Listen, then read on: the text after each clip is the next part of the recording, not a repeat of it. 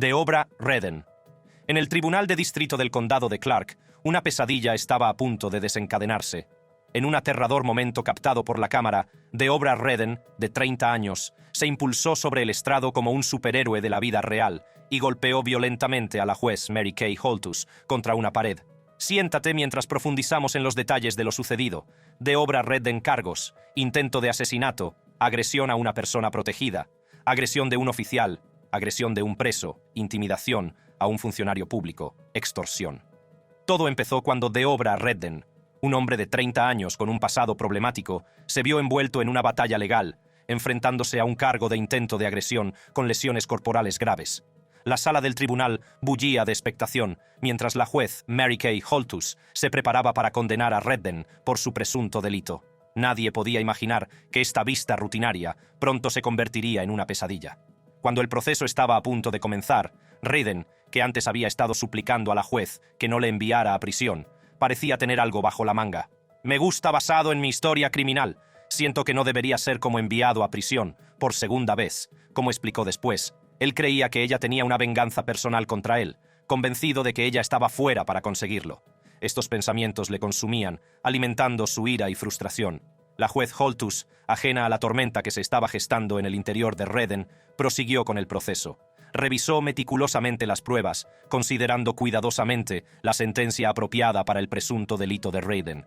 «Creo que es hora de que reciba una sabor de otra cosa, porque simplemente no puedo con esa historia, de acuerdo con las leyes de...».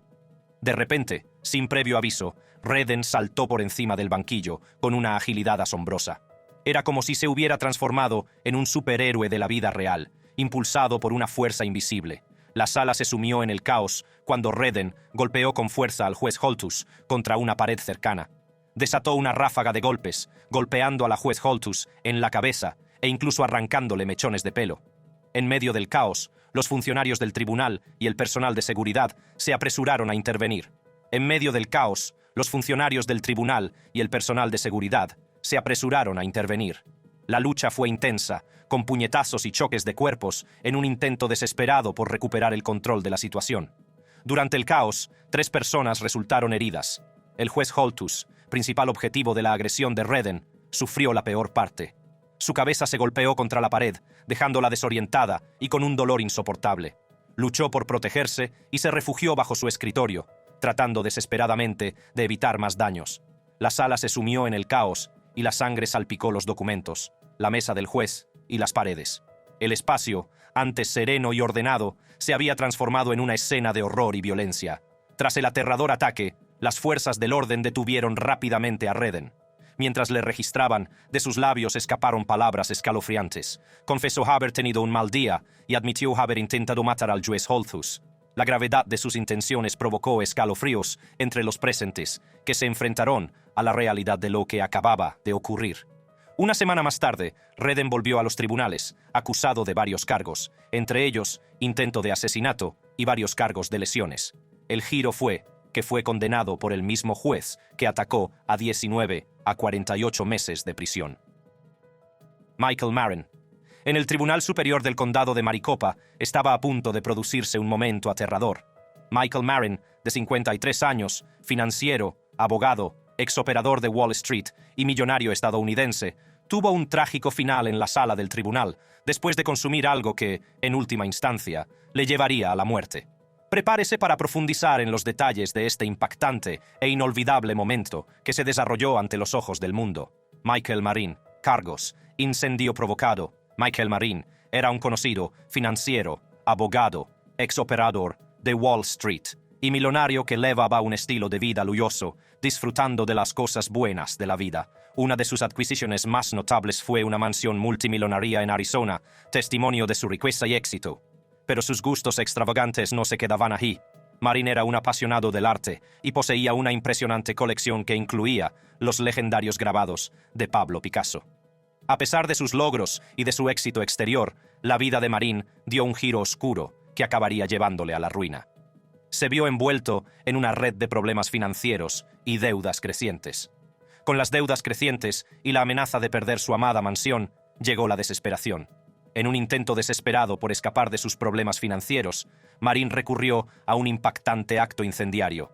Fue el 5 de julio de 2009 cuando Marin prendió fuego a su mansión de 1.600 metros cuadrados en el acomodado barrio de Biltmore Estates, en Phoenix, Arizona. El incendio no fue un accidente cualquiera, sino un acto deliberado de destrucción. Marin había planeado meticulosamente el incendio provocado, prendiendo fuego a la casa desde 4 puntos distintos utilizando un acelerante. Se descubrió que no había podido hacer frente al pago de 2,3 millones de dólares de su hipoteca global, lo que le había llevado al borde de la ruina financiera. El incendio provocado fue un intento desesperado de librarse de la carga de su hipoteca y empezar de nuevo. El juicio de Michael Marin comenzó el 21 de mayo de 2012, con la sala llena de expectación y curiosidad. Finalmente, el 28 de junio de 2012, el jurado llegó a un veredicto. Marin fue declarado culpable de incendio provocado y fraude al seguro, delitos que conllevaban una posible pena de prisión de 7 a 21 años. Nosotros, el jurado debidamente constituido y jurado, en la acción arriba mencionada bajo juramento, encontramos al acusado Michael James Marin culpable de incendio premeditado de una estructura ocupada. Mientras se anunciaba el veredicto, la conducta de Marin cambió. Cerró los ojos, se puso las manos sobre la cara y pareció consumir algo. El pánico y la confusión invadieron la sala mientras la cara de Marin se enrojecía y empezaba a convulsionar. Fue una escena espeluznante que dejó a todos en estado de shock. Mientras el cuerpo de Marin se retorcía de dolor en el suelo de la sala, las autoridades entraron en acción. Corrieron a su lado, intentando desesperadamente salvarle la vida. Llamaron a los paramédicos y Marin fue trasladado rápidamente a un hospital central de Phoenix. Pero, a pesar de sus esfuerzos, ya era demasiado tarde. Michael Marin fue declarado muerto. La autopsia confirmó más tarde la causa de la muerte de Marin: suicidio por ingestión de cianuro. Fue una revelación escalofriante que conmocionó a la comunidad jurídica y al público en general. La sala del tribunal, un lugar de justicia y orden, se había convertido en el escenario de una horrible tragedia. Tiroteo en el juzgado del condado de Berrien. A continuación, nos adentramos en un escalofriante incidente que se desarrolló entre las paredes del juzgado del condado de Berrien, en St. Joseph, Michigan. El recluso Larry Darnell Gordon abrió fuego en el propio juzgado, convirtiéndolo en el escenario de un tiroteo masivo que fue grabado por las cámaras de vigilancia. Prepárate para un apasionante y emotivo viaje en el que descubriremos el tiroteo del juzgado del condado de Berrien y cómo empezó todo. Larry Darnell Gordon. Cargos: 6 cargos de conducta sexual criminal en primer grado, 3 cargos de abuso sexual infantil, secuestro, asalto con un arma peligrosa, encarcelamiento ilegal. Era un día aparentemente normal en el juzgado del condado de Berrien, en St. Joseph, Michigan. Joseph, Michigan. Larry Darnell Gordon, un recluso que se enfrentaba a numerosos cargos, tenía programada para ese día una vista en el tribunal. Nadie podía imaginar que esa comparecencia rutinaria se convertiría en una pesadilla. Gordon, residente en Coloma, Michigan, tenía un pasado problemático. En abril de ese año, fue acusado de 6 cargos de conducta sexual delictiva en primer grado, 3 cargos de abuso sexual de menores y varios cargos más, entre ellos agresión y posesión de drogas. Estos cargos se derivaban de un descubrimiento espeluznante. Gordon había mantenido una relación sexual de 1 año de duración con una niña de 16 años, grabando sus actos de abuso e incluso encerrándola en un cobertizo.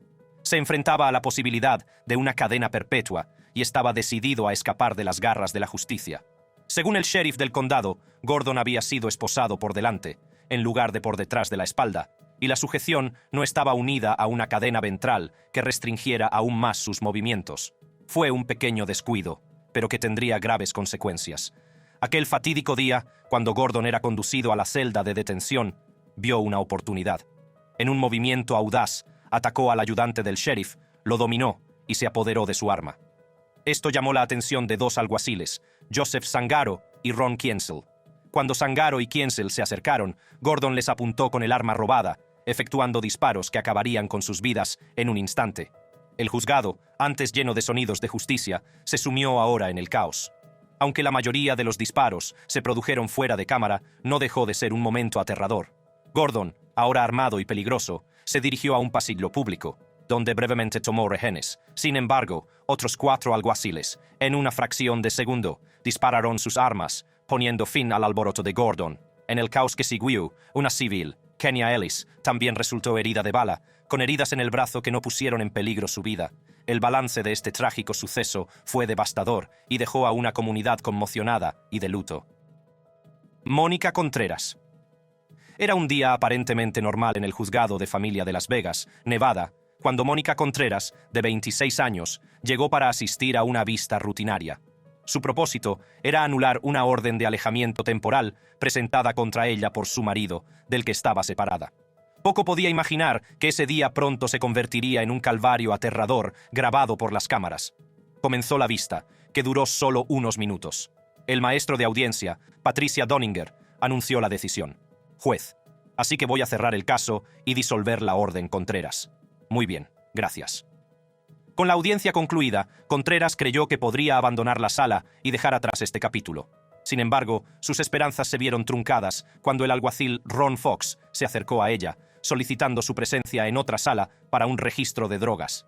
Contreras la siguió a regañadientes, dejando a su hija atrás para jugar con el maestro de audiencias Doninger en el banquillo. En una sala separada, Contreras se encontró a solas con el Marshal Fox, que procedió a realizar el registro de drogas. Fue durante este procedimiento cuando Contreras empezó a sentirse incómoda con la forma en que se estaban desarrollando las cosas y expresó su preocupación.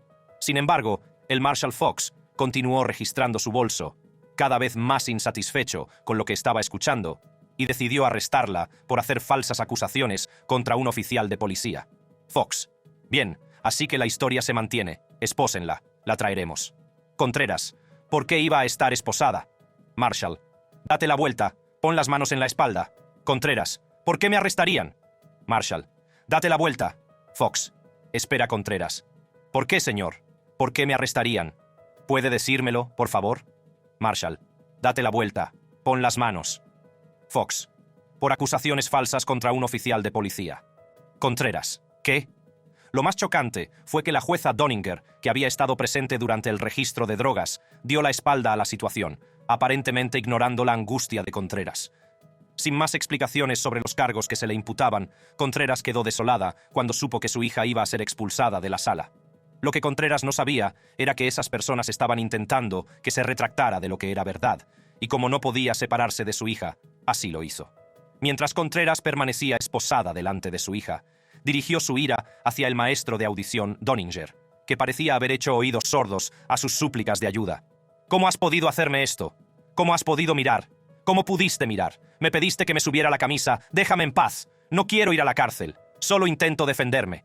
A pesar de las protestas de Contreras, se la llevaron a la cárcel, acusada formalmente de proporcionar información falsa a un agente de policía y alterar el orden público. Su hija quedó al cuidado de los servicios especiales hasta que su padre pudo recogerla ese mismo día. 2 meses después del incidente, Contreras dio un paso valiente y presentó una denuncia contra el Marshal Fox, alegando no solo un protocolo inadecuado, sino también una agresión sexual durante el registro de drogas. La gravedad de sus alegaciones dio lugar a una investigación por parte de Asuntos Internos del Condado de Clark. La investigación validó las alegaciones de Contreras, confirmando que había sido objeto de una conducta inapropiada durante el registro. La impactante revelación expuso aún más el abuso de poder dentro de la sala del tribunal. En un acuerdo judicial, Contreras fue indemnizada con $200,000, reconociendo el trauma que había sufrido. El acuerdo sirvió como una pequeña medida de justicia por la injusticia a la que se había enfrentado. Dexter Johnson. En el Centro de Justicia Penal del Condado de Harris, Dexter Johnson, de 19 años, condenado por asesinato, estaba a punto de recibir su sentencia cuando estalló el caos en la sala. Lo que ocurrió a continuación dejó a todo el mundo en estado de shock e incredulidad. Únase a nosotros para descubrir los detalles de este escalofriante incidente y explorar la actual batalla legal en torno al caso de Johnson. Prepárese para dejarse cautivar por esta apasionante historia. Vamos a sumergirnos. Dexter Johnson. Cargos: asesinato capital. Todo comenzó en el condado de Harris, Texas, en el año 2006. Johnson, junto con otros 4 adolescentes, se embarcó en una ola de crímenes que dejaría un rastro de devastación a su paso. Un fatídico día, Johnson y sus cómplices robaron el coche a María Aparece, de 23 años, y a su novio, Huing Go, de 17 años. Tras obligar a la pareja a subir a su propio vehículo, los condujeron a una zona apartada, lejos de miradas indiscretas. Lo que siguió fue una pesadilla inimaginable. Johnson, impulsado por un deseo oscuro y retorcido, sometió a María a una brutal violación, mientras otro adolescente permanecía a su lado. Y luego, en un escalofriante acto de sangre fría, Johnson y su cómplice ejecutaron a María y a Uy, acabando con sus jóvenes vidas. Este doble asesinato fue solo una parte de una ola de crímenes que duró 25 días y aterrorizó a la comunidad. La Fiscalía del Condado de Harris lo describió como un reino del terror, con otros 3 asesinatos atribuidos a Johnson y sus secuaces. Johnson fue rápidamente detenido y puesto a disposición judicial. En 2007 fue declarado culpable de asesinato y condenado a muerte, pero nadie podía imaginar que el proceso judicial daría un giro aún más escalofriante. Dexter Darnell Johnson, el jurado le ha declarado culpable de asesinato, de acuerdo con las leyes del estado de Texas. Este tribunal lo condena a la pena de muerte. Pero entonces, en un repentino y aterrador giro de los acontecimientos, las emociones de Johnson estallaron, rompiendo la calma. Mujer, no bebé, siéntate bebé oficiales, deja de resistirte, atrás, atrás. Con una oleada de rabia, Johnson saltó de su asiento, corriendo en dirección a las familias de las víctimas. Finalmente, Johnson fue reducido y retirado de la sala, pero el caos se extendió por el pasillo. La carga emocional del momento fue tan intensa que un miembro de la familia necesitó atención médica. El espeluznante y aterrador momento quedó grabado en la cámara, dejando una huella indeleble en la memoria de quienes lo presenciaron. Las imágenes son un escalofriante recordatorio de la crudeza de las emociones y la fragilidad de la naturaleza humana. Siale Angilau. En el Tribunal Federal de Utah está a punto de producirse un brutal tiroteo. Fue en el flamante juzgado federal donde Siale Angilau, un acusado, fue tiroteado por un U.S. Marshal justo delante de sus padres durante su juicio. Prepárense porque les llevaremos a través de los acontecimientos que condujeron al espeluznante incidente que tuvo lugar en la sala del tribunal. Siale Angilau, agresión, conspiración, robo, delitos con armas. Fue un día como cualquier otro en la sala del tribunal, ya que el juicio continuó con el testimonio de los testigos. Siale Angilau, un joven de 25 años, miembro de la conocida banda Tongan Creep, estaba sentado tranquilamente junto a su abogado, aparentemente sereno. Nadie sabía que ese día, aparentemente normal, pronto daría un giro espeluznante. Cuando el testigo subió al estrado, el ambiente se llenó de tensión. Angilau, conocido por su implicación en diversas actividades delictivas, como asalto, conspiración, robo y delitos con armas, había sido nombrado uno de los 17 acusados en una acusación de 2010. Fue el último acusado en ser juzgado, pues los anteriores ya habían sido condenados a largas penas de prisión. Cuando el testigo comenzó su testimonio, el comportamiento de Angilau cambió repentinamente. Con una calma calculada, se levantó de su asiento, captando la atención de los presentes en la sala. En una fracción de segundo, Angilau corrió hacia el estrado, con el brazo derecho en alto, empuñando lo que era un bolígrafo. La brusquedad de su movimiento sorprendió a todos. Antes de que nadie pudiera reaccionar, Angilau saltó hacia el testigo, con evidente intención de hacerle daño. El testigo, que estaba encadenado y esposado, consiguió saltar instintivamente hacia atrás, evitando por poco el golpe mortal del bolígrafo. El salto de Angilau le hizo saltar por encima del estrado y se desató el caos. Cuando la tensión alcanzaba su punto álgido, un U.S. Marshal no identificado, que había estado presente en la sala, tomó una decisión en una fracción de segundo que alteraría para siempre el curso de los acontecimientos. Ante la clara intención de Angilau de hacer daño al testigo, el alguacil disparó 4 veces a quemarropa, con la intención de neutralizar la amenaza inminente. El sonido de los disparos reverberó en la sala, rompiendo el silencio y enviando ondas de choque por el aire. Las balas dieron en el blanco, alcanzando a Angilau con una fuerza mortal. Hombre, suelte el bolígrafo de las manos. En medio del caos, alguien marcó el 911, reconociendo la necesidad de asistencia médica inmediata. Sin embargo, ya era demasiado tarde. Angilau murió a causa de las heridas de bala. El U.S. Marshal no identificado implicado en el tiroteo fue rápidamente absuelto de cualquier delito. El FBI llevó a cabo una investigación exhaustiva y concluyó que el uso de la fuerza estaba dentro de la política de la agencia. Una junta de revisión también determinó que las acciones del alguacil fueron razonables, dadas todas las circunstancias. Harvey Wins. En el Tribunal de Primera Instancia del Condado de Washtenaw se estaba desarrollando un momento dramático y aterrador. Ante el tribunal se encontraba Harvey Wins, de 22 años, del municipio de Ypsilanti, cuyas horribles acciones han dejado un impacto duradero en todos los que lo escucharon. Tras ser declarado culpable y condenado por su atroz crimen, las cámaras captaron el aterrador momento en que Wince arremetió contra el tribunal tras ser sentenciado. Siéntese en la sala del tribunal mientras desentrañamos los detalles de este desgarrador caso y exploramos las profundidades de la crueldad de Wince. Harvey Wince. Cargos. Un cargo de tortura. Un cargo de abuso infantil en primer grado. Un cargo de asalto, resistencia u obstrucción a un oficial de policía. Todo empezó el 1 de abril de 2012, cuando a Wince le confiaron el cuidado de un niño de 3 años. La madre del niño, que habitualmente ejercía de niñera principal, había pedido a Wince que cuidara de su hijo mientras ella estaba fuera. No sabía que esta decisión provocaría un dolor y un sufrimiento inimaginables a su inocente hijo. Lo que debería haber sido una sesión rutinaria de canguro se convirtió en una pesadilla incomprensible. Los investigadores revelaron más tarde que Wince metió intencionadamente al niño en agua hirviendo para bañarlo y causarle quemaduras graves. Se calcula que la temperatura del agua oscilaba entre 120 y 125 grados, un nivel al que ningún niño debería exponerse jamás. La madre del niño, que testificó en un examen preliminar, describió la horrible imagen de la piel de su hijo desprendiéndose. Las quemaduras cubrían el 18% de su cuerpo y fue trasladado de urgencia a la unidad de quemados de cuidados intensivos del Hospital de la Universidad de Michigan, donde pasaría los 2 meses siguientes luchando por su vida. A medida que se desarrollaba la investigación, la historia de Wince empezó a desvelarse. Al principio, afirmó que había dejado al niño con el agua tibia hasta los tobillos, mientras se iba a jugar al videojuego Call of Duty. Según Wince, volvió al baño más tarde y encontró al niño de pie con la piel empapada, lo que sugería que el niño había abierto el agua caliente él mismo. Sin embargo, los expertos médicos declararon que la gravedad de las quemaduras no concordaba con la versión de Wince. Ahora, en un avance rápido hasta el momento del juicio grabado por las cámaras, somos testigos de la culminación de este angustioso caso. La voz de la jueza resonaba en la sala.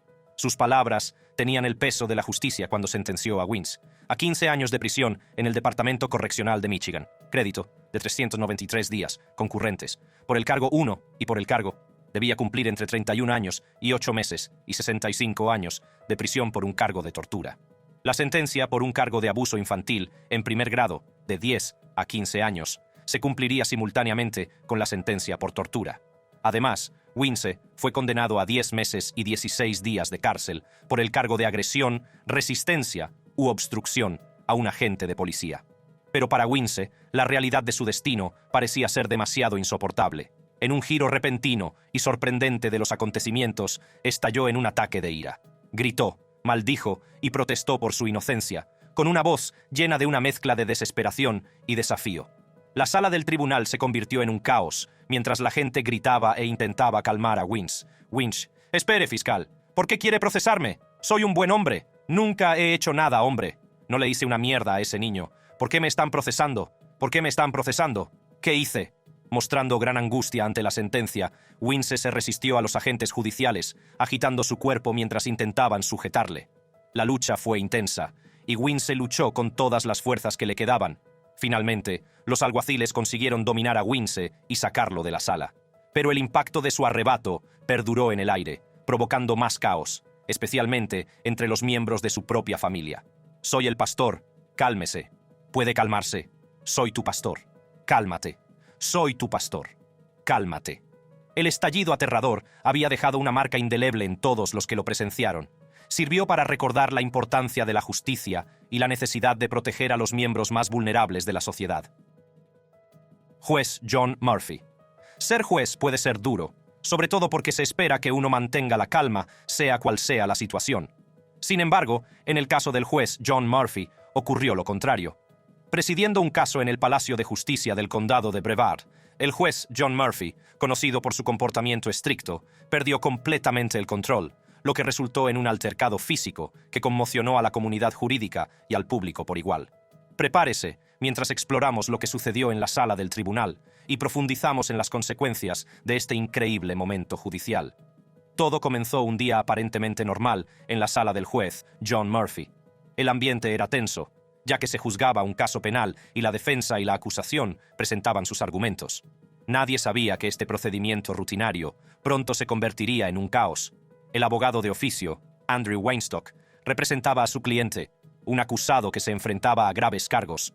Mientras argumentaba apasionadamente su caso, la tensión en la sala comenzó a aumentar. El juez John Murphy, conocido por su estricto comportamiento y su firmeza, presidía el caso. Su reputación le precedía y muchos abogados se acercaban a su sala con cautela. A medida que el abogado de oficio exponía sus argumentos, la paciencia del juez John Murphy se agotaba. Su rostro se puso rojo de ira y su voz retumbó en la sala cuando interrumpió al abogado defensor. La tensión en la sala era palpable, mientras todos contenían la respiración, inseguros de lo que ocurriría a continuación. Juez, si tuviera una piedra te la tiraría ahora mismo, Weinstock. ¿Sabe que esto es? Juez, deja de molestarme. Siéntate, yo me ocuparé. No necesito tu ayuda. Weinstock, no, soy un defensor público. Tengo derecho a estar aquí y tengo derecho a estar aquí y representar. Juez, he dicho que se siente. El arrebato del juez cogió a todos desprevenidos, incluido el propio abogado de oficio. Trató de mantener la compostura, pero la reprimenda implacable del juez lo llevó a sus límites. La ira del juez, John Murphy, parecía intensificarse a cada momento. Su voz se hacía más fuerte y sus palabras más agresivas. El abogado de oficio, decidido a mantenerse firme, se negó a dar marcha atrás. El choque de personalidades y el choque de voluntades crearon una tormenta perfecta que estaba a punto de estallar. Y entonces, en un sorprendente giro de los acontecimientos, el juez John Murphy dijo al abogado de oficio que podían salir a pelear. Juez, si quieres pelear, salgamos atrás, y yo, defensor público. Muy bien, salgamos. Lo que sucedió a continuación no fue captado por las cámaras, pero se oyó a ambos hombres lanzarse puñetazos tras puñetazos. Cuando el polvo se asentó y la conmoción disminuyó, la realidad de lo que acababa de ocurrir comenzó a hundirse. La sala del tribunal, antaño símbolo de justicia y orden, se había convertido en un campo de batalla. El impactante momento había sido captado por las cámaras, lo que garantizaba que el incidente no pasaría desapercibido. En conclusión, estos terroríficos momentos, grabados por las cámaras, muestran los peligros a los que se enfrentan los jueces, los funcionarios de los tribunales y el personal de las fuerzas del orden, en su afán por hacer justicia. Para ver más vídeos intrigantes como este, hagan clic en las tarjetas que aparecen en sus pantallas y les espero al otro lado.